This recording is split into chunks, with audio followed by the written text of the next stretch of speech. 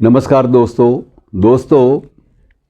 अब बसंत भीतर हमारे है या नहीं है, इस बात का कोई भी जिक्र करना भी प्रासंगिक नहीं होगा। लेकिन बसंत तो आता है, बसंत पंचमी आती है और बसंत पंचमी के अवसर पर बहुत सारी परंपराएं भी हैं, मनाया भी जाता है इसको।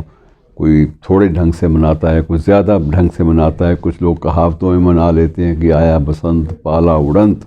अब पाला तो उसके बाद भी लगेगा और पाला तब तक लगेगा जब तक ये समस्याएं जो है सामने आती रहेंगी, क्योंकि ये हालात के मुताबिक ये जो पाला है ये लगभग मार्च का महीना और होली तक तो चलता ही चलता है। उसके बाद भी धीरे धीरे मौसम करवट लेता है।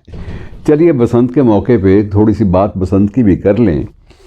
बसंत एक ऋतुओं में एक सबसे बड़ी उज्जवल ऋतु मानी जाती है और इसका एक ये होता है कि ये पतझड़ के बाद आता है और खालीपन जो पतझड़ से जो पैदा होता है उस खालीपन को भरने का काम बसंत के रंग करते हैं। जो पौराणिक आख्यान हैं वो बिल्कुल अलग हैं इस बारे में कि जब सृष्टि का जब निर्माण होने लगा, भगवान भोले शंकर ने भी कह दिया, विष्णु भगवान ने भी कह दिया ब्रह्मा से कि आप अपना काम करो और सृष्टि का निर्माण कर दो।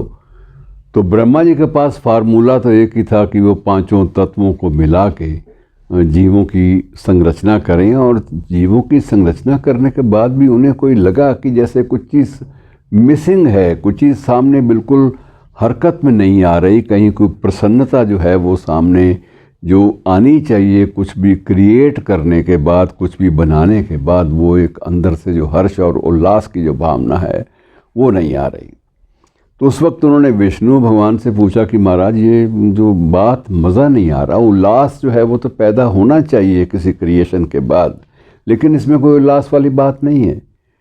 तो उसने कहा उसका तरीका तुम्हें आना चाहिए ब्रह्मा, आपको तो सरस्वती का जब तक आप आह्वान नहीं करोगे तब तक कोई रागात्मकता आएगी नहीं। और उसके लिए ये है कि आप सरस्वती की आराधना करो, उनका आह्वान करो और पांचों तत्वों को मिलाकर एक जगह उसका जल जो है, पवित्र जल जो आचमन करो, उसका पवित्र जल जो है उसको धरती पर नीचे छिड़काव करो उसका, और उसके बाद तुम देखो क्या होता है।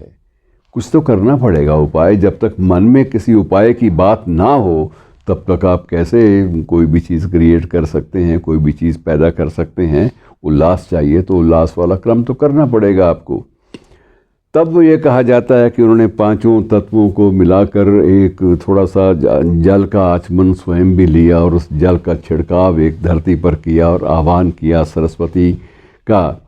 तो थोड़ी देर में ही एक धवल वस्त्रधारिणी एक देवी वहाँ प्रकट हुई। उसके एक हाथ में वीणा थी और दूसरे हाथ में फूल भी थे और आशीर्वाद की मुद्रा में वो सामने जब आई तो उसके चेहरे से ही एक प्रकार से उल्लास वो सामने टपकने लगा। ऐसा लगता था कि देवी के आने से ही जो है फूल चारों तरफ वो फैलने लगे हैं।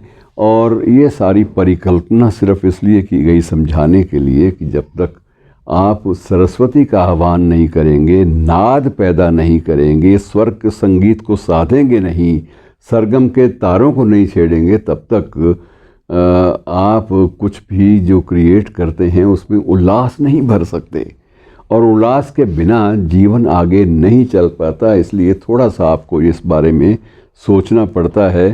तो मित्रों, जब भी बसंत आए, मान लिया कि अब वो रंग दे बसंती चोला वाले गीत जो हैं वो तो शहीदों को समर्पित हो गए, लेकिन उसके बाद इनमें भी एक कल्चर है, संस्कृति है कि बसंती चोला का मतलब ये है कि हम लोग मृत्यु को भी एक उत्सव मानते हैं और जीवन को भी एक उत्सव मानते हैं। उत्सव जो है उसकी उद्भावना वो तो होनी ही चाहिए।